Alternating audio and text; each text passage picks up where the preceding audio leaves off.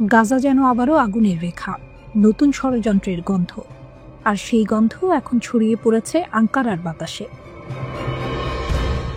তুরস্কের রাজধানী আঙ্কারায় এক এক টেবিলে মুখোমুখি মুসলিম বিশ্বের রাঘব বোয়ালরা। সৌদি আরব, কাতার, সংযুক্ত আরব আমিরাত, জর্ডান, পাকিস্তান ও ইন্দোনেশিয়ার পররাষ্ট্রমন্ত্রীরা হাজির হচ্ছেন। তাদের নেতৃত্বে আছেন তুরস্কের পররাষ্ট্রমন্ত্রী হাকান ফিদান। এজেন্ডা একটাই, গাজা। কিন্তু প্রশ্ন জাগছে, এ কি শুধুই বৈঠক, নাকি ইসরায়েলকে ঘিরে গোপন কোনো পরিকল্পনা? গাজার আগুনে মুসলিম ঐক্য। যুদ্ধবিরতির পরও থেমে নেই ইসরায়েল। 10 অক্টোবরের ট্রুসের পর থেকে ইসরায়েলের হামলায় নিহত হয়েছে অন্তত 200-র বেশি ফিলিস্তিনি। গাজার আকাশে ধোঁয়া, মাটিতে ছাই, তবু সেই ছাই থেকে যেন নতুন কণ্ঠ উঠে আসছে, যথেষ্ট হয়েছে। ফিদান বৈঠকে গাজার জন্য নতুন ব্যবস্থা নেওয়ার আহ্বান জানাবেন। তুর্কি পররাষ্ট্র মন্ত্রণালয়ের এক সূত্র জানিয়েছে, ফিলিস্তিনিদের দ্বারা গাজার নিরাপত্তা ও প্রশাসন নিশ্চিত করার বিষয়টি থাকবে আলোচনার কেন্দ্রে। তিনি সতর্ক করবেন, ইসরায়েল যুদ্ধবিরতি ভাঙার অজুহাত তৈরি করছে এবং আন্তর্জাতিক সম্প্রদায়কে আহ্বান জানাবেন এবার দৃঢ় অবস্থান নিন। সৌদি আরবের ছায়ায় নতুন কৌশল। এই বৈঠকে সৌদি আরবের উপস্থিতি অনেক অর্থবহ। রিয়াদ এখন শুধু তেলের সাম্রাজ্য নয়, মুসলিম বিশ্বের রাজনৈতিক ভারসাম্যের কেন্দ্রবিন্দু। তারা ইঙ্গিত দিচ্ছে, ইসরায়েল যদি গাজায় আগুন জ্বালায় তবে তার জবাব একা তুরস্ক নয়, পুরো মুসলিম বিশ্ব দেবে। সৌদি আরবের কূটনৈতিক শক্তি, কাতারের আর্থিক সমর্থন আর তুরস্কের সামরিক প্রভাব, এই 3 মেরু মিলছে এক বিন্দুতে। এ যেন নিঃশব্দে তৈরি হচ্ছে এক নতুন গাজা ফ্রন্ট, যেখানে ইসরায়েলকে একা ঘিরে ফেলতে পারে ইসলামী শক্তিগুলো। ইসরায়েল তুরস্ক সম্পর্ক ভেঙে চুরমার। এই বৈঠকের পেছনে জমে থাকা ক্ষোভের ইতিহাসও আছে। গাজা যুদ্ধের সময় তুরস্কের প্রেসিডেন্ট রিসেপ তাইয়েপ এরদোয়ান প্রকাশ্যে ইসরায়েলকে আক্রমণ করেছেন। তিনি এমনকি নেতানিয়াহুকে তুলনা করেছেন এডলফ হিটলারের সাথে, যে তুলনা আন্তর্জাতিক কূটনীতিতে বজ্রপাতের মতো নেমেছিল। ফিদান বলছেন, গাজায় মানবিক সহায়তা যথেষ্ট নয়, ইসরায়েল তার দায়িত্ব পালন করছে না। একই সঙ্গে তিনি প্রস্তাব দিচ্ছেন একটি আন্তর্জাতিক স্থিতিশীলতা বাহিনী গঠনের, যেখানে মুসলিম দেশগুলোর সেনারা থাকতে পারে।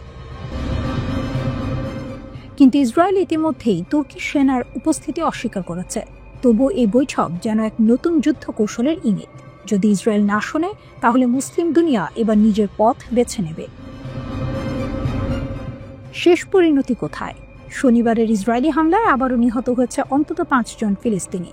গাজার স্বাস্থ্য কর্তৃপক্ষ বলছে 10 অক্টোবর থেকে প্রাণ গেছে 226 জনের।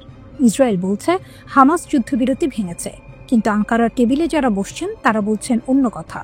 যুদ্ধ নয়, শান্তি চাই, কিন্তু শান্তির নামে দমন নয়। গাজার মাটি আবারও ইতিহাসের মোড়ে দাঁড়িয়ে। তুরস্কের বৈঠক কি ইসরায়েলের বিরুদ্ধে মুসলিম বিশ্বের নতুন অধ্যায় লিখবে, নাকি এ কেবল ঝড়ের আগের নীরবতা? বিশ্ব অপেক্ষায় গাজার পরবর্তী অধ্যায়ের।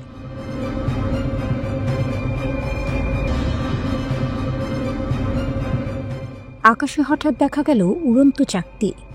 সময়টা জুলাই 1947। আমেরিকার শহর থেকে শহরে মানুষ বলতে লাগলো, আমরা কিছু দেখেছি, উড়ন্ত অজানা কিছু, ইউএফও।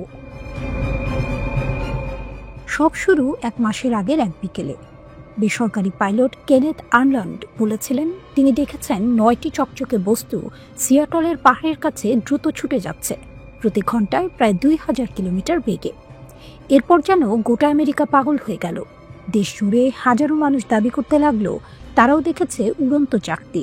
সংবাদ মাধ্যম গর্জে উঠল প্রশ্নে, আকাশে কি ঘুরে বেড়াচ্ছে? এমন সময় নিউ মেক্সিকোর এক সাধারণ কৃষক ম্যাক ব্রাজেল মনে পড়ল, 3 সপ্তাহ আগে তার ক্ষেতে অদ্ভুত কিছু পাওয়া গিয়েছিল। টিন ফয়েল, রাবার আর পাতলা কাঠের টুকরো। তিনি টুকরোগুলো নিয়ে গেলেন স্থানীয় থানায়। এ খবর পৌঁছালো রসওয়েল আর্মি এয়ারফিল্ডে। সেখানকার কমান্ডার কর্নেল উইলিয়াম ব্যানজার্ড ঘোষণা দিলেন, উড়ন্ত চাকতির গুজব এবার সত্যি হলো, আমরা একটি ডিস্ক উদ্ধার করেছি। সারা আমেরিকা স্তম্ভিত। মনে হলো এবার এলিয়েনের অস্তিত্ব প্রমাণিত। কিন্তু পরদিন সেনাবাহিনী হঠাৎ মুখ ফিরিয়ে বলল, না, ওটা কোনো ইউএফও নয়, ওটা কেবল একটা আবহাওয়ার মাপার বেলুন। ছবি প্রকাশ করলো এক অফিসার, হাতে ধরে আছে সেই টুকরো। মিডিয়া চুপ, গল্প শেষ। কিন্তু শেষটা কি সত্যিই শেষ ছিল? রসওয়েল রহস্যের পুনর্জন্ম। 3 দশক পরে 1970-এর শেষের দিকে ফের উঠল গুঞ্জন। বলা হলো একটি ভিন গ্রহের মহাকাশযান বিদ্যুৎ চমকে ধ্বংস হয়েছিল, আর সেনারা উদ্ধার করেছে মৃত এলিয়েনদের দেহ। 1980 সালে প্রকাশিত হয় বই দ্য রসওয়েল ইনসিডেন্ট। লেখক মেজর জেসি মার্সেল দাবি করেন, আমি যেসব ধ্বংসাবশেষ দেখেছি তা পৃথিবীতে তৈরি নয়। এরপর থেকেই রসওয়েল হয়ে যায় কিংবদন্তি। লোককথা ছড়িয়ে পড়ে এক জীবিত এলিয়েনকে নাকি গোপনে রাখা হয়েছে এক রহস্যময় স্থানে। সেই স্থানের নাম এরিয়া 51। এরিয়া 51 রহস্যের মরুভূমি। নেভাদার জনশূন্য মরুভূমির মাঝে অবস্থিত এই খাঁটি। চারপাশে তারের বেড়া, বোর্ডে লেখা অনধিকার প্রবেশে গুলি চালানো হবে। 2019 সালে পডকাস্টার জো রোগান সাক্ষাৎকার নেন বব লাজার নামে এক ব্যক্তির, যিনি দাবি করেন, আমি এরিয়া 51-এ কাজ করেছি। সেখানে ছিল একটি উড়ন্ত চাকতি। আমাদের কাজ ছিল এলিয়েন প্রযুক্তি উল্টোভাবে বিশ্লেষণ করা। এই গল্পে অনুপ্রাণিত হয়ে এক ছাত্র স্টর্ম এরিয়া 51 নামে মজা করে ফেসবুকে ইভেন্ট খুলেছিল। সবাই মিলে ঢুকে পড়ি, তারা তো সবাইকে আটকাতে পারবে না। 2 মিলিয়নের বেশি মানুষ সাইন আপ করে। শেষমেশ সেটি পরিণত হয় এক ছোট্ট মিউজিক ফেস্টিভ্যালে। কেউ ঢোকেনি খাঁটিতে, কিন্তু রহস্যের গন্ধ তখন ছড়িয়ে গেছে বিশ্বজুড়ে। 1994 সালে মার্কিন বিমান বাহিনী জানালো, সেই 1947 সালের টুকরোগুলো আসলে ছিল এক গোপন পারমাণবিক নজরদারি প্রকল্প। কিন্তু মানুষ আর বিশ্বাস করল না। দশকের পর দশক মার্কিন সরকার অস্বীকার করেছে, এখন হঠাৎ সত্য বলছে। বিশ্বাস হারিয়েছে সবাই। এরিয়া 51 এখন কেবল এক সামরিক ঘাঁটি নয়, এটি রহস্যের প্রতীক, মানুষের অজানার প্রতি অন্তহীন কৌতূহলের প্রতিচ্ছবি। আজও পর্যটকরা আসে এক্সট্রা টেরিস্ট্রিয়াল হাইওয়ে এর ধারে। দূর থেকে তাকিয়ে দেখে সেই নিষিদ্ধ আকাশের দিকেই।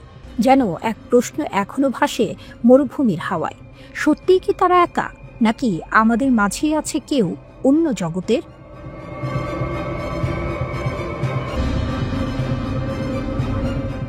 ইরানের আকাশে নতুন সূর্যোদয়।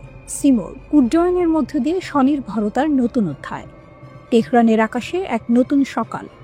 গর্জে উঠেছে এক স্বপ্ন, যার নাম সিমোর্গ। একসময় যেসব নিষেধাজ্ঞায় ইরানের ডানায় শিকল পড়িয়েছিল, আজ সেই দেশই নিজের হাতে গড়ে তুলেছে একটি সম্পূর্ণ দেশীয় পরিবহন বিমান, যা আকাশে উঠেই জানিয়ে দিয়েছে ইরান আর পিছিয়ে নেই। শাহিন শাহরের বিশেষ বিমান ঘাঁটি থেকে প্রথমবারের মতো আকাশে উড়ল ইরানের স্বনির্মিত সিমোর বিমান। বেসামরিক বিমান চলাচল সংস্থার তত্ত্বাবধানে হওয়া এই উড্ডয়ন শুধু একটি প্রযুক্তিগত সাফল্য নয়, এটি ছিল এক প্রতীকী মুহূর্ত, যেখানে ইরানের 15 বছরের স্বপ্ন বাস্তবে রূপ নিল। নিষেধাজ্ঞা পেরিয়ে ইরানের প্রতিশোধ। যে দেশকে দীর্ঘদিন ধরে বাণিজ্য নিষেধাজ্ঞায় আটকে রাখা হয়েছে, সে দেশ এখন নিজের কারখানায় তৈরি করছে আকাশজয়ী বিমান। সিমোর্গ যেন সেই প্রতিক্রিয়ার নাম, যা পশ্চিমা নিষেধাজ্ঞার জবাব দিয়েছে প্রযুক্তির ভাষায়। HESA এর হাতে তৈরি এই 2 ইঞ্জিন বিশিষ্ট বিমান একসঙ্গে 6000 কেজি মালামাল বহন করতে পারে এবং প্রায় 3900 কিলোমিটার উঠতে পারে। এর 21500 কেজি ওজন, দুটি 2500 হর্স পাওয়ার ইঞ্জিন আর দ্রুত মাল ওঠানো নামানোর রিয়ার লোডিং জাম্প, সব মিলিয়ে এটি ইরানের লজিস্টিক, মানবিক সহায়তা এবং আঞ্চলিক পরিবহনের জন্য এক নতুন ভরসা। প্রযুক্তির ছায়ায় জাতীয় পুনর্জন্ম। ইরান বলছে এই বিমান তৈরিতে তাদের খরচ বিদেশি বিমানের তুলনায় প্রায় অর্ধেক। মানে সাশ্রয়ী, কার্যকরী এবং সম্পূর্ণ দেশীয়, এক পাথরে 3 পাখি। কিন্তু আসল গল্পটি আরও গভীর। এই প্রকল্পের পেছনে রয়েছে বায়ুগতিবিদ্যা, উপকরণ বিজ্ঞান, নিয়ন্ত্রণ ব্যবস্থা এবং উৎপাদন প্রকৌশল, সবকিছুর সমন্বিত দক্ষতা। বিশ্লেষকরা বলছেন এটাই ইরানের শিল্প বিপ্লবের নতুন সূচনা, ইরানের শিল্পযাত্রার মেরুদণ্ড। সিমোর্গ শুধু একটি বিমান নয়, এটি ইরানের শিল্পভিত্তি পুনর্গঠনের প্রতীক। শত শত স্থানীয় কারখানা, উপকরণ প্রস্তুতকারক, ইলেকট্রনিক্স কোম্পানি ও সফটওয়্যার ডেভেলপার একসাথে কাজ করেছে এই প্রকল্পে। ফলাফল একটি জাতীয় শিল্প বাস্তুতন্ত্র, যা শুধু বিমান নয়, ভবিষ্যতে ড্রোন, স্যাটেলাইট ও বৈদ্যুতিক প্রযুক্তির ক্ষেত্রেও পথ খুলে দিতে পারে। ইস্পাহান শহর, যেখানে এই বিমান তৈরি হয়েছে, এখন ইরানের নতুন প্রযুক্তির রাজধানী। সেখানে শত শত প্রকৌশলী ও প্রযুক্তিবিদ কাজ করছেন, এ যেন ইরানের পরবর্তী প্রজন্মের স্বপ্নের কারখানা। নিষেধাজ্ঞাকে শক্তিতে রূপান্তর। নিষেধাজ্ঞার কারণে ইরান বহু বছর ধরে বিদেশি বিমান বা যন্ত্রাংশ আমদানি করতে পারেনি, কিন্তু সেই বাধাকেই তারা পরিণত করেছে সুযোগে। দেশের ভেতরেই তৈরি করছে বিমান, যাতে আর বাইরের কারো দিকে তাকাতে না হয়। একজন ইরানি কর্মকর্তা বলেন, আমরা বাধা পাইনি, আমরা চ্যালেঞ্জ পেয়েছি, আর সেই চ্যালেঞ্জই আমাদের উঠতে শিখিয়েছে। সিমর্গ, আকাশে এক প্রতিজ্ঞা। ইরান এখন আশা করছে আন্তর্জাতিক মান পূরণ করতে পারলে এই বিমান রপ্তানি করা যাবে উন্নয়নশীল দেশগুলোতে, আর তা না হলেও দেশের বিশাল পাহাড়ি অঞ্চল, জরুরি সহায়তা আর ত্রাণ সরবরাহের কাজেই সিমর্গ যথেষ্ট ভূমিকা রাখবে। বিদেশি আমদানি প্রতিস্থাপন করে সিমর্গ ইতিমধ্যেই অর্থনীতিকে সাহায্য করছে। বিদেশি মুদ্রা সাশ্রয় হচ্ছে, শিল্প বিকাশ পাচ্ছে, আর দেশজ প্রযুক্তি এখন জাতীয় গৌরবের প্রতীক।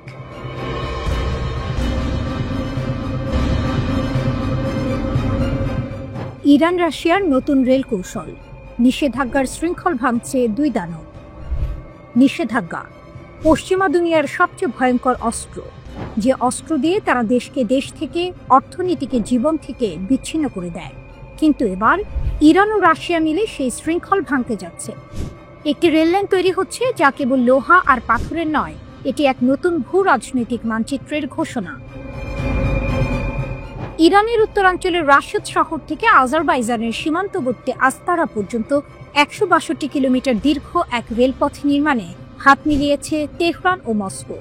এই প্রকল্পের নাম international north south transport corridor, INSTC, যা ভারত মহাসাগর থেকে ইউরোপ পর্যন্ত পণ্য পরিবহনের সময় ও খরচ দুই বদলে দেবে। মেহের নিউজ জানিয়েছে, রাশিদ আস্তারা রেল লাইন সম্পূর্ণ হলে বাণিজ্যের খরচ কমবে ৩০%, আর সময় লাগবে ৩৭ দিনের বদলে মাত্র ১৯ দিন।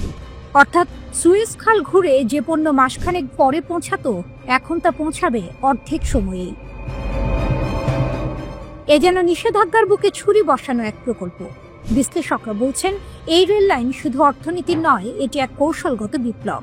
কারণ এটি পশ্চিমা নৌশক্তির খবরদারি থেকে পুরোপুরি মুক্ত। সুয়েজ খাল, মাল্লাকা প্রণালী, যেখানে মার্কিন যুদ্ধ জাহাজের ছায়া সবসময় ভাসে, সেই পথ এড়িয়ে সরাসরি যুক্ত হবে ইরান, রাশিয়া, আজারবাইজান, ভারত ও ইউরোপ। এই রেলপথ যেন এক স্থলপথের বিদ্রোহ, যা আমেরিকার নিষেধাজ্ঞা নীতিকে অকার্যকর করে দেবে। প্রকল্পটির বাজেট ৬০ কোটি ইউরো, আর এই অর্থের সিংহভাগ দিচ্ছে রাশিয়া নিজে। নির্মাণের দায়িত্ব তাদেরই অভিজ্ঞ ইঞ্জিনিয়ারদের হাতে। তেহরান বলছে, এই রেলপথ তৈরি হলে ইরান আর কখনোই পশ্চিমা অবরোধে হাঁটু গেড়ে বসবে না। রাশিয়া বলছে, আমরা সমুদ্র পথে আটকে পড়ব না, আমরা রেলপথে জয় করব বিশ্বকে। এই রেল করিডোরের সবচেয়ে গুরুত্বপূর্ণ দিক হলো এটি পশ্চিমা নৌশক্তির প্রভাব থেকে পুরোপুরি মুক্ত। সুয়েজ খাল বা মালাক্কা প্রণালীর মতো সামুদ্রিক পথে আমেরিকা যে খবরদারি চালায়, এই রেলপথ চালু হলে তা থেকে মুক্তি পেতে পারে রাশিয়া ও ইরান। এটি দুই দেশকে একটি সমান্তরাল অর্থনৈতিক ব্যবস্থায় বিচ্ছিন্ন দেশ থেকে অর্থনীতির গুরুত্বপূর্ণ খেলোয়াড়ে পরিণত করতে পারে। এই করিডোর কেবল পরিবহন প্রকল্প নয়, এটি এক অর্থনৈতিক প্রতিশোধের রূপকথা, যেখানে নিষেধাজ্ঞায় ক্লান্ত দুই দেশ নিজেদের ভাগ্য নতুন করে লিখছে লোহার রেল লাইনের উপর দিয়ে।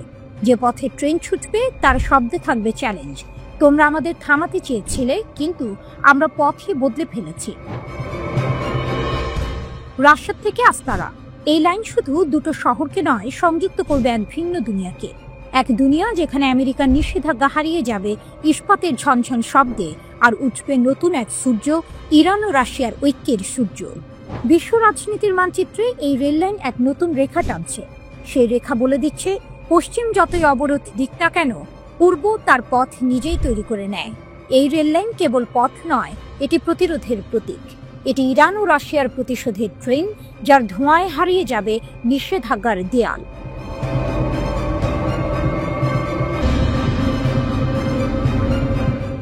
ইরানের আগুনে কাঁপছে ওয়াশিংটন ও জেরুজালেম। নিষেধাজ্ঞা উপেক্ষা করে ক্ষেপণাস্ত্র শক্তি ফিরিয়ে আনছে তেহরান। আকাশ ছিল ধোঁয়ায় ঢাকা, কিন্তু ছায়ের নিচে আবারও নড়ে উঠছে পুরনো শক্তি, ইরান। যে শক্তি নত হয় না, ভয় পায় না, থেমেও যায় না। ওয়াশিংটন আর জেরুজালেম আজ উদ্বেগে ভরপুর, কারণ যে ক্ষেপণাস্ত্রগুলো একসময় আকাশ চিরে গিয়েছিল, সেগুলোর আওয়াজ আবার শোনা যাচ্ছে। সাম্প্রতিক CNN প্রতিবেদনে বলা হয়েছে, জাতিসংঘের নিষেধাজ্ঞা সত্ত্বেও তেহরান চুপিসারে তার ব্যালিস্টিক ক্ষেপণাস্ত্র কর্মসূচি পুনরায় চালু করছে, আরও দ্রুত, আরও নিখুঁতভাবে। জুন মাসের সেই ১২ দিনের যুদ্ধ এখন ইতিহাস, কিন্তু তার প্রতিধ্বনি এখনো পশ্চিমা রাজধানীগুলোর দেয়ালে বাজছে। ইসরায়েলের প্রতিরক্ষা বাহিনীর তথ্য অনুযায়ী সেই যুদ্ধেই ইরান নিক্ষেপ করেছিল প্রায় 550টি ব্যালিস্টিক ক্ষেপণাস্ত্র এবং 1000টিরও বেশি ড্রোন। আকাশ তখন আগুনে ভরা, প্রতিরক্ষা ব্যবস্থা তখন ওভারলোড। মার্কিন ও মিত্র প্রযুক্তির সহায়তায়ও সব আক্রমণ ঠেকানো যায়নি। নিহত হয় 28 জন, আহত 3000-এরও বেশি। তেহরান দেখিয়েছে তারা শুধু হুমকি দেয় না, বাস্তবেও আঘাত করতে জানে। ক্ষেপণাস্ত্রগুলো পেরিয়ে গিয়েছিল কয়েকশো কিলোমিটার। তেল আবিবের আকাশেও গর্জেছিল ইরানের নাম। এই শক্তির মূলে আছে তাদের পুনর্গঠনের জেদ। ইউরোপীয় গোয়েন্দা সংস্থাগুলির দাবি, নিষেধাজ্ঞা সত্ত্বেও ইরান যুদ্ধপূর্ব সক্ষমতা ফিরিয়ে আনতে মরিয়া। চীন থেকে আসা কাঁচামাল, রাতের আধারে চলা চালান, সব মিলিয়ে এক নীরব পুনর্জাগরণ। পশ্চিমা গোয়েন্দারা জানাচ্ছেন ইরান এখন এমন পর্যায়ে পৌঁছেছে যেখানে তারা প্রতি মাসে কয়েকশো ক্ষেপণাস্ত্র উৎপাদনে সক্ষম হতে পারে। ওয়াশিংটন প্রকাশ্যে কিছু বলছে না, জেরুজালেমও নীরব, কিন্তু সবাই জানে নীরবতা মানে শান্তি নয়, বরং এক ভয়ানক প্রস্তুতি। মার্কিন প্রশাসনের ভেতরে ফিসফিস করে শোনা যাচ্ছে, ইরানকে ঠেকানো যাবে তো। ইরানের সর্বোচ্চ নেতা আয়াতুল্লাহ খামেনি এদিকে জনসম্মুখে ঘোষণা দিয়েছেন, আমরা যুদ্ধ চাই না, কিন্তু কেউ যদি আমাদের ভয় দেখায় আমরা তাকে শেখাবো কিভাবে প্রতিরোধ করতে হয়। তার এই এক বাক্যেই যেন তেহরানের নতুন দর্শন, প্রতিরোধী শক্তি, ধৈর্যই অস্ত্র। বিশ্লেষকরা বলছেন ইরানের ব্যালিস্টিক ক্ষেপণাস্ত্র শুধু অস্ত্র নয়, এটি তাদের জাতীয় মর্যাদার প্রতীক। যুদ্ধের আগুন পেরিয়ে তারা এখন আরো দৃঢ়। নতুন করে কারখানা গড়ছে, জ্বালানি আমদানি করছে, স্যাটেলাইটে দেখা যাচ্ছে নতুন লঞ্চ সাইটের কার্যক্রম। ইরান আজ যেন এক ঘুমন্ত দৈত্য, যাকে অনেকে ভেবেছিল পরাজিত, কিন্তু সে কেবল অপেক্ষা করছিল। পুনর্গঠন শেষ হলে তার ক্ষেপণাস্ত্র কি আবার আকাশ ছুঁবে? আর তার নাম শুনেই কেঁপে উঠবে তেল আবিব থেকে ওয়াশিংটন পর্যন্ত। একটি বার্তা যেন তেহরানের বাতাসে ভাসছে, আমাদের ধ্বংস ভেবেছিলে, ভুল করেছ, আমরা ধ্বংস থেকে জন্ম নিই। ইরানের প্যাসিভ ডিফেন্স অর্গানাইজেশনের প্রধান ব্রিগেডিয়ার জেনারেল গোলাম রেজা জলানি বলেছেন, ইরানের ভূগর্ভস্থ ক্ষেপণাস্ত্র শহরগুলো দেশটির প্যাসিভ ডিফেন্স মডেলের সাফল্যের প্রতীক এবং শত্রুর আগ্রাসনের বিরুদ্ধে ইরানের প্রতিরোধ ক্ষমতার বাস্তব প্রমাণ। তিনি বলেন, ইরানের সাবেক আইআরজিসি অ্যারোস্পেস ফোর্স প্রধান মেজর জেনারেল আমির আলী হাজিজাদে ভূগর্ভস্থ ক্ষেপণাস্ত্র শহরগুলোর নকশা ও নির্মাণে গুরুত্বপূর্ণ ভূমিকা পালন করেছেন।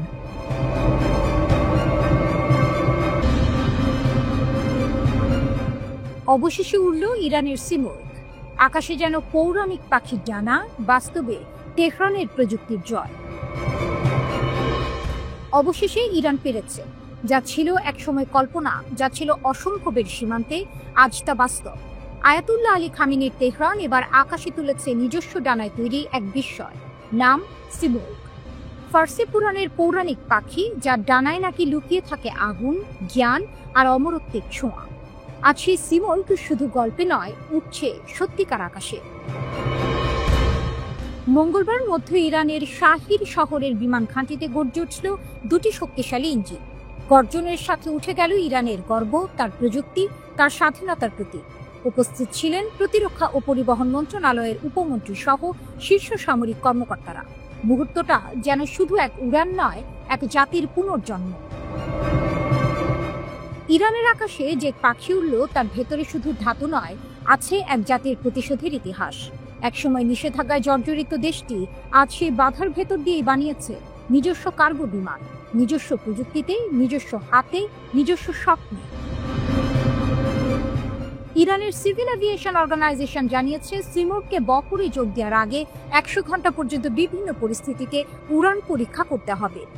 15 বছরের পরিশ্রমে তৈরি এই বিমান এখন তেহরানকে নিয়ে গেছে বিশ্বের সেই 20টি দেশের তালিকায়, যারা নিজেদের নকশায় বিমান তৈরি করতে পারে।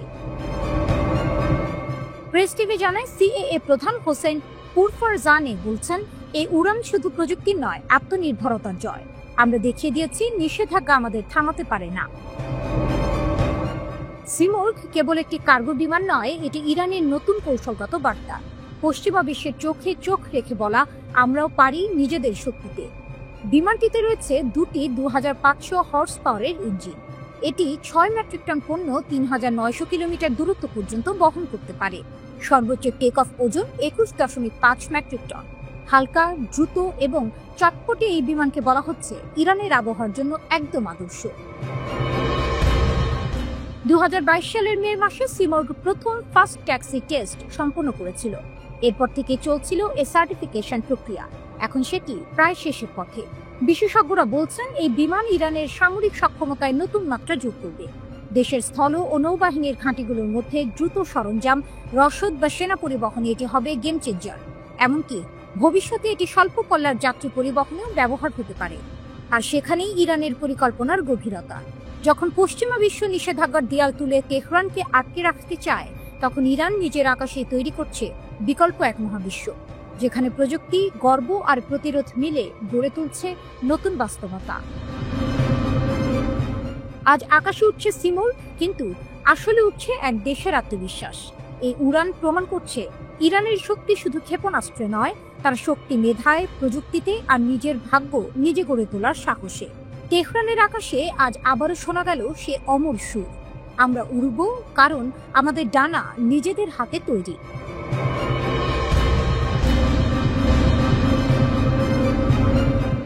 বিশ্ব রাজনীতিতে নতুন বিস্ফোরণ। বুরেভেস্টেনিকের আগুনে কাঁপছে পশ্চিমা দুনিয়া। রাশিয়া যখন তার নতুন পারমাণবিক ক্রুজ ক্ষেপণাস্ত্র বুরেভেস্টেনিক মিত্রদের হাতে তুলে দেওয়ার প্রস্তাব রাখল, ঠিক সেই মুহূর্তে তেহরান থেকে ভেসে এলো এক কাঁপানো ঘোষণা, আমরা নতুন বিশ্ব ব্যবস্থা গড়ব। এ যেন এক সুরে বাঁচতে শুরু করেছে তিন শক্তির ত্রিমূর্তি, রাশিয়া, চীন ও ইরান। 26 অক্টোবর রাশিয়ার প্রেসিডেন্ট ভ্লাদিমির পুতিন উন্মোচন করেন এমন এক অস্ত্র যা বিশ্বের সবচেয়ে উন্নত প্রতিরক্ষা ব্যবস্থাকেও চ্যালেঞ্জ জানাতে পারে। বলা হচ্ছে বুরেভেস্টেনিক একবার ছুটে গেলে তাকে থামানোর শক্তি পৃথিবীর কারণে। আর এই পরীক্ষার পরই পুতিনের ঘনিষ্ঠ সহযোগী দিমিত্রি মেদভেদেভ সামাজিক যোগাযোগ মাধ্যমে লেখেন, রাশিয়ার সব বন্ধুদের অভিনন্দন। শব্দটা যেন ছিল সংকেত, মিত্রদের ডাক। একদিন পর 27 অক্টোবর তেহরানে চীনা রাষ্ট্রদূতের সঙ্গে বৈঠক করেন ইরানের সর্বোচ্চ নেতা আয়াতুল্লাহ খামেনির উপদেষ্টা। তিনি বলেন, চীন, রাশিয়া ও ইরান এই তিন দেশ এখন নতুন বিশ্ব ব্যবস্থা গঠনে নেতৃত্ব দিচ্ছে। তার এই বক্তব্য যেন যুক্তরাষ্ট্র ও পশ্চিমা বিশ্বের কানে ঝড় বইয়ে দিয়েছে। কারণ একদিকে রাশিয়া পারমাণবিক শক্তির নতুন অধ্যায় খুলেছে, অন্যদিকে ইরান তার কূটনৈতিক বন্ধুত্বকে রূপ দিয়েছে অস্ত্রের কৌশলে। 20 বছরের কৌশলগত চুক্তি কার্যকর করেছে রাশিয়া ইরান, আর 25 বছরের অংশীদারিত্ব চুক্তি ইরান চীনের হাতে শক্তভাবে বাঁধা। এই সম্পর্ক এখন শুধু কূটনৈতিক নয়, সামরিক বাস্তবতাও। 24 অক্টোবর আন্তর্জাতিক পারমাণবিক সংস্থা IAEA এর প্রধানকে যৌথ চিঠি পাঠায় রাশিয়া, চীন ও ইরান। চিঠিতে তারা জানায়, জাতিসংঘের প্রস্তাবের মেয়াদ শেষ, এখন থেকে ইরান স্বাধীন, অর্থাৎ নিষেধাজ্ঞার বেড়ি ছিঁড়ে ইরান তার পারমাণবিক পথ চালায়, আর থামবে না। 18 অক্টোবর তারা একই দাবি পাঠায় জাতিসংঘ মহাসচিব আন্তোনিও গুতেরেসের কাছেও। তারা পশ্চিমা দেশগুলোর বিরুদ্ধে অভিযোগ তোলে, তোমরা অবৈধভাবে ইরানকে আটকে রাখতে চাইছো, কিন্তু ইতিহাসের গতিপথ তোমাদের হাতে নেই। অন্যদিকে ওয়াশিংটনে যেন অস্থিরতা বাড়ছে। যুক্তরাষ্ট্রের প্রেসিডেন্ট ডোনাল্ড ট্রাম্প ইউক্রেন যুদ্ধ নিয়ে পুতিনের সঙ্গে বৈঠক বাতিল করেছেন। পরিবর্তে রাশিয়ার তেল শিল্পে কঠোর নিষেধাজ্ঞা দিয়েছেন। কিন্তু তাতে কি পুতিন থেমেছেন? না, বরং তার ক্ষেপণাস্ত্রই এখন হয়ে উঠেছে পশ্চিমের দুঃস্বপ্ন। চীনের সঙ্গেও ট্রাম্পের সম্পর্ক উত্তপ্ত। পুনর্নির্বাচনের পর থেকেই বাণিজ্য যুদ্ধ চলছে। 30 অক্টোবর তারা চীনা প্রেসিডেন্ট শি জিনপিং এর সঙ্গে বৈঠকের কথা, কিন্তু সেই সাক্ষাতের আগেই তৈরি হয়েছে অনিশ্চয়তার ঘন কুয়াশা। বিশ্ব রাজনীতি আজ যেন দুই সুপার পাওয়ারের সংঘর্ষ ক্ষেত্র।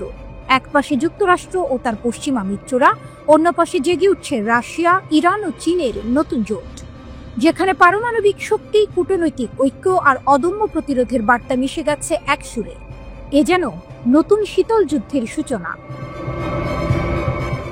এক প্রান্তে ওয়াশিংটনের নীরবতা, আর অন্য প্রান্তে মস্কো ও তেহরানের বাজনা। বিশ্ব ব্যবস্থা পাল্টাবে, ইতিহাস আবার লেখা হবে। রাশিয়া এখন শুধু এক দেশ নয়, এক ঘোষণা, অপরাজেয় শক্তির প্রতিধ্বনি। আর ইরান, সে হয়ে উঠছে সেই আগুন যার আলোয় পশ্চিম এখন তাকিয়ে আছে ভয়ের চোখে।